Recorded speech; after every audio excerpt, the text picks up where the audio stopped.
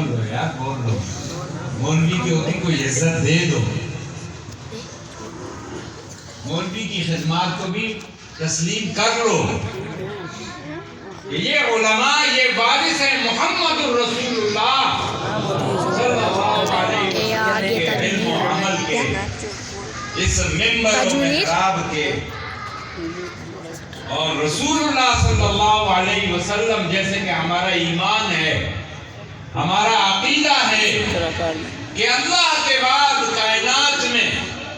سب سے بڑا عظمتوں والا، رفتوں والا، شانوں والا وہ کون ہے؟ محمد الرسول اللہ صلی اللہ علیہ وسلم۔ اور پھر اس کائنات میں سب سے بڑا رحمت للعالمین جس کو لقب دیا گیا کہ جو اس کائنات کے نہ صرف انسان ہیں بلکہ رسول اللہ صلی اللہ علیہ وسلم کی رحمت تو، آپ کی ہمدردی، آپ کی محبت تو انسانوں سے بڑھ کے ہر ذی روح، چاہے وہ پرندے ہیں، چاہے وہ درندے ہیں، چاہے وہ نباتات ہیں، چاہے وہ اشجار ہیں، ہر ایک کے لیے آپ کی محبت اور آپ کی ہمدردی ہے۔ ایسا ہے نا؟ اور پھر خصوصاً اپنی امت کے لیے آپ کی محبت اور آپ کی ہمدردی۔ حدیث مبارکہ میں آتا ہے کہ نبی کریم صلی اللہ علیہ وسلم میرے اور آپ کے غم میں، میری اور آپ کی فکر میں، میری اور آپ کی ہمدردی میں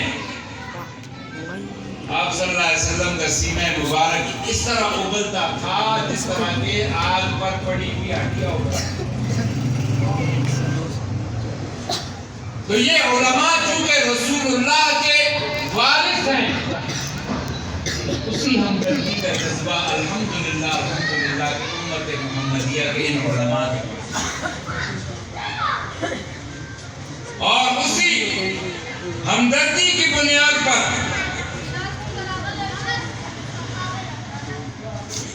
الحمدللہ ثم الحمدللہ کہ یہ علماء اس ایک سال میں اس مرتبہ وفاق المدارس العربیہ پاکستان میں جن حفاظ کرام نے امتحان دیا ہے، تو علماء اور مدارس کا یہ احسان ہے اس امت پہ کہ اس ایک سال میں ان مدارس دینیہ نے اس قوم کو، آپ حضرات کو، اس امت کو 1,00,000 حفاظ کرام الحمدللہ یہ ہے مدرسوں کا کردار، یہ ہے علماء کی خدمات، یہ ہے علماء کا احسان کہ جو خود روکی سوکی کھا کر اور اہل محلہ کے پھر تانے بھی سنتے ہیں، باتیں بھی سنتے ہیں، کڑوی کسیلی باتیں بھی سنتے ہیں، حتی کمیز باتیں بھی سنتے ہیں، وہ چھٹو جی یہ مولوی ہے زکاة خیراتہ کھان والے زکاة خیراتہ دکھلن والے انہوں کی پتا۔ یاد رکھو کہ یہ علماء یہ آپ کے ہمدرد ہیں۔ اگر یہ علماء نہ ہوتے، اگر 1857 کی جنگ آزادی کے بعد کہ جب انگریز برصغیر پر قابض ہوا، اس وقت دہلی میں تاریخ میں آتا ہے کہ انگریز کے آنے سے پہلے جو مغلیہ دور تھا تو صرف دہلی شہر کے اندر تقریباً 1800 مدرسے تھے، صرف دہلی میں۔ اور پھر جب انگریز قابض ہوا پھر ایسا وقت بھی آیا کہ پورے دہلی میں ایک مدرسہ بھی نہیں، اور پورے برصغیر سے قرآن کریم کے نسخے اٹھا دیے گئے تھے، مساجد سے مدارس میں پابندی لگا دی گئی تھی، حتیٰ کہ قرآن قاعدہ بھی مسلمان کو میسر نہیں تھا۔ انگریز کو کسی نے یہ سبق پڑھا دیا تھا کہ اگر مسلمان کو قرآن سے دور کرنا چاہتا ہے، اپنا غلام بنانا چاہتا ہے، تو مسلمان کا تعلق قرآن سے ختم کر دے، مسلمان کو قرآن سے دور کر دے۔ تو انگریز نے سوچا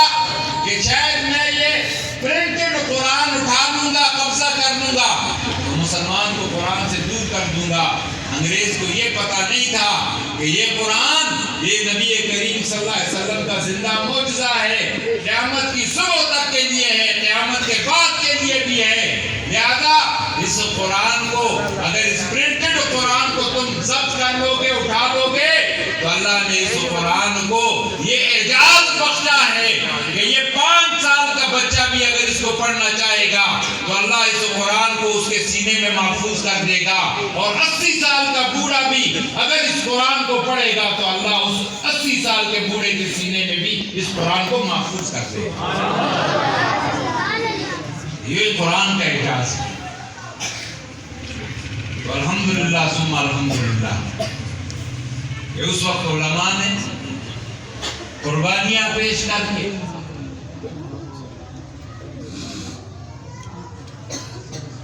اپنی جانوں کی، اپنی مالوں کی، اپنی عزتوں کی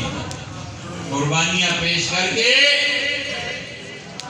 اپنا ایمان بھی محفوظ کیا، مسلمانوں کا ایمان بھی محفوظ کیا، آنے والی نسل کا ایمان بھی محفوظ کیا، اور الحمدللہ کہ یہ جو آج ہم یہ رونقیں دیکھ رہے ہیں، اور خصوصاً اس بر صغیر میں ہندوستان، پاکستان اور بنگلہ دیش، کیونکہ اب یہ 3 ملک بن گئے ہیں، پہلے یہ ایک ہی تھا ہندوستان۔ تو یہ جو دین کی رونق اور دین کی غیرت اور دین کی حمیت اور دین کے ساتھ محبت اور نبی کریم صلی اللہ علیہ وسلم کے ساتھ محبت، حضرات صحابہ کرام کے ساتھ محبت، ازواج مطہرات کے ساتھ محبت، اہل بیت کے ساتھ محبت، یہ جو رونقیں ہمیں نظر آ رہی ہیں تو یہ ان مدارس اور ان علماء کی ان قربانیوں کے صدقے میں الحمدللہ یہ رونقیں، اور انشاءاللہ یہ رونقیں اسی طرح بحال رہیں گی۔ ہم رہیں گے نہ رہیں، بڑے بڑے تالے آزما آئے، بڑوں کی خواہشیں تھی اور آج بھی ہے کہ کسی طریقے سے مسلمان کو قرآن سے دور کر دے، مسلمان کو دین سے دور کر دے، مسلمان کو منبر و محراب سے دور کر دے، اور ان مدارس کو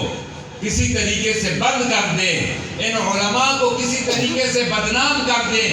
آپ کے اس پاکستان میں آپ کا وزیر اعظم سکندر مرزا تاریخ اٹھا کر دیکھیں کہ اس نے ایک دور میں یہ کہا تھا کہ میرا دل چاہتا ہے کہ میں پاکستان، اس وقت مغربی مشرقی پاکستان ایک ہی تھا، کہ میں پاکستان کے ان مولویوں کو سمندری جہاز میں بٹھا کے اور اس سمندر کو میں، اس جہاز کو میں گہرے سمندر میں غرق کر دوں تاکہ مولویوں سے جان چھوٹ جائے۔ اور پھر وقت نے پھر دیکھا کہ مولوی الحمدللہ اس وقت بھی موجود تھا، مولوی آج بھی موجود ہے، اور پھر مرزا سکندر کو پاکستان کی 3 گز کی زمین بھی میسر نہ ہو سکی۔ اور پھر وقت نے یہ بھی دیکھا کہ ہمارے اس ملک کا ایک ڈکٹیٹر پرویز مشرف، اس نے علماء کے خلاف، مدارس کے خلاف کس انداز سے میڈیا مہم چلوائی اور علماء کو بدنام کرنے کی کوشش کی، مدارس پہ پابندیاں لگوائیں، مدارس بند کروائے، مدارس کے اکاؤنٹ بند کروائے، جو عالم ذرا کوئی بات کرتا تھا تو ان کے اوپر مقدمات قائم کروائے۔ سانحہ لال مسجد، آپ پنڈی اسلام آباد والے تو نہیں بھولے ہوں گے کہ کس ظلم اور بربریت کے ساتھ لال مسجد میں بچوں کو اور بچیوں کو شہید کیا گیا، اور پھر وقت نے دیکھا کہ لال مسجد والے آج بھی موجود ہیں، مولانا عبدالعزیز آج بھی موجود ہے، علماء آج بھی موجود ہیں، پھر کس طرح ذلیل ہو کر بھاگا